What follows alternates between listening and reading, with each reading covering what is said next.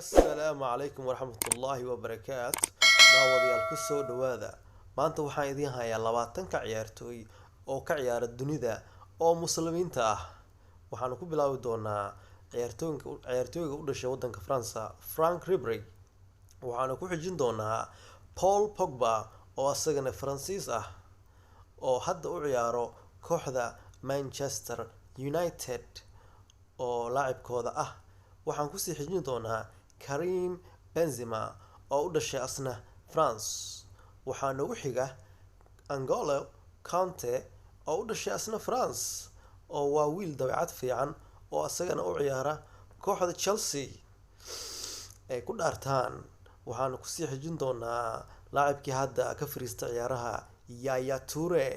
Waxaa nagu xiga Mane oo ciyaara Liverpool oo laacibka hadda shidan ah. Nicolas Anelka ayaa nagu sii xiga, koox wuxuu u ciyaari jiray kooxda Arsenal, Real Madrid iyo koox badan. Haddana waxaa nagu sii xiga Xhaka oo ciyaara Arsenal. Haddana waxaa ku sii xiga Abidal oo ciyaari jiray Barcelona haddana ka fariistay. Waxaa nagu sii xiga Mesut Ozil oo hadda u ciyaara Arsenal hanka wada oo lambar 10 u qaata. Waa nin muslim ah, maasha Allah. Waxaan kaloo ku xijin doonaa wiil u ciyaari jiray Barcelona oo la yiraahdo Ibrahim Afellay. Haddana waxaan ku sii xijinayaa Emre Can oo hadda u ciyaara kooxda Juventus iyo wiilkan la yiraahdo Moussa Dembele oo u ciyaara wadanka Scotland kooxda Celtic. Waxaan ku sii xijin doonaa Arda Turan oo u dhashay dalka Turkiga.